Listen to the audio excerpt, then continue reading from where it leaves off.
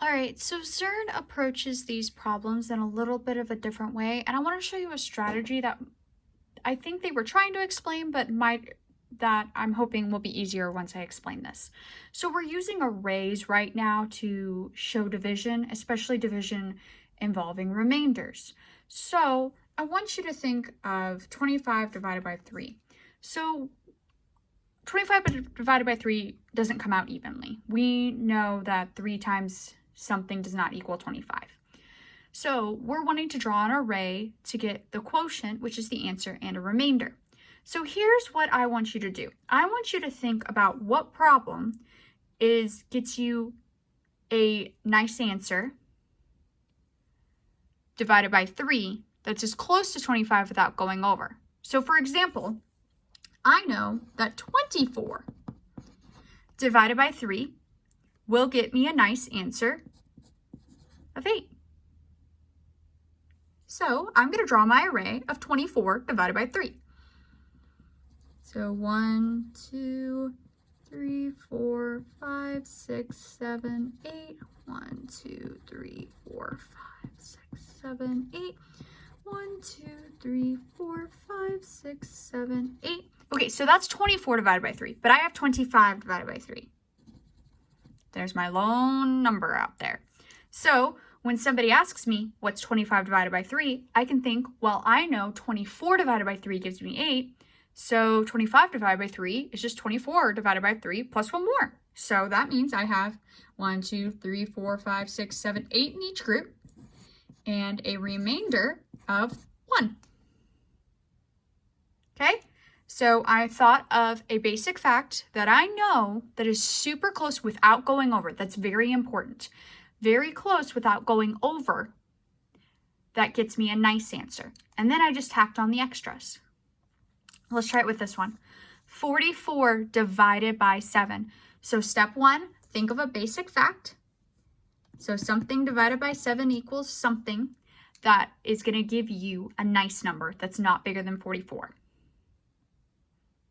All right, so we've got 6 times 7 gives us 42. 7 times 7 gives us 49. That's too big, so I'm going to go with 42 divided by 7 equals 6. So this is what I'm going to draw out. I'm going to draw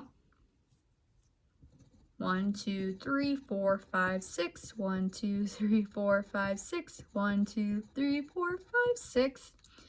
1, 2, 3, 4, 5, 6. 1, 2, 3, 4, 5, 6. So that's 5 rows. 1, 2, 3, 4, 5, 6. 2, 3, 4, 5, 6. Okay, so I'm going to draw 42 divided by 7. So there's 7 rows of 6. 1, 2, 3, 4, 5, 6, 7. 6 in each row. So I've got 42 divided by 7. Now I'm just going to tack on 2 more. Well, 42 divided by 7 is 6.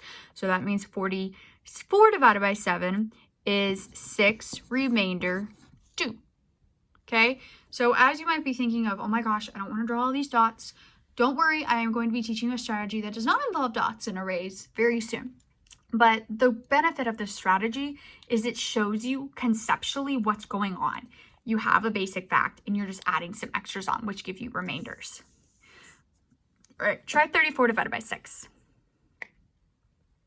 All right, so when I look at 34 divided by 6, I think about 6 times 6, which is 36, but that's too big. So the next one down is 30 divided by 6, which gives me 5.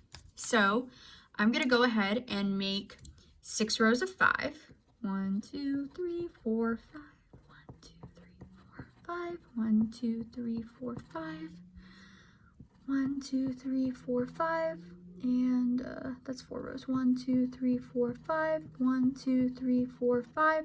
So that's 6 rows with 5 in each. So that gives me 30 divided by 6. But I need 34 divided by 6. So 1, 2, 3, 4. So that means I have 5, remainder 4. And one more I want you to try. 46 divided by 8. Go ahead and solve that one on your own. All right. So 6 times 8 is 48. That's too big. So 5 times 8 gives me 40. So I'm going to do 40 divided by 8 gives me 5. So I'm going to make 8 rows of 5. 1, 2, 3, 4, 5. 1, 2, 3, 5. 1, 2, 3, 4, 5. 1, 2, 3, 4, 5. 1, 2, 3, 4, 5. 1, 2, 3, 4, 5. 1, 2, 3, 4, 5. 2, 3, 4, 5.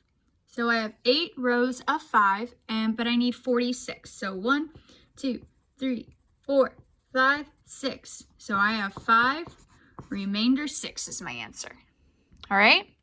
I have one more problem that I want you to look at with me, and it's a word problem. It says 78 students are separated into groups of 8 for a field trip. How many groups are there? And the remaining groups are going to form a smaller group of how many students? Basically, this means what's the remainder? They're just asking you to think about it as a smaller group. So go ahead and try this one on your own. All right, so I've got 78 students, and 78 divided by 8 is what I'm working with.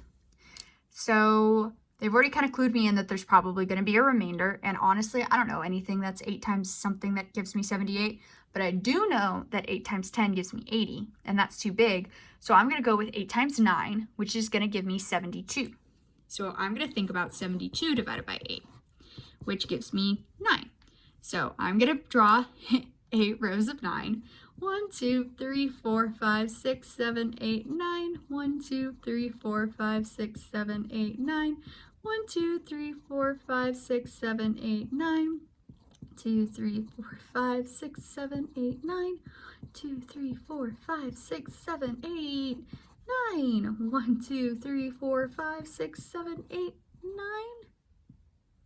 1, 2, 3, 4, 5, 6. All right. 8 more rows. 2 more rows. 3, 4, 5, 6, 7, 8, 9. 2, 3, 4, 5, 6, 7, 8, 9. And I'm pretty sure that's right. This is why drawing arrays, especially when we get these high numbers, can be a problem because you might not always do it right.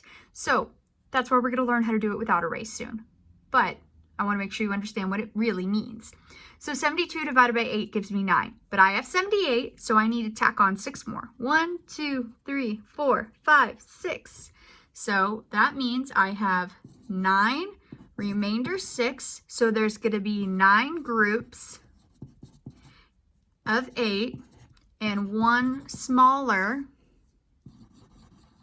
group of 6.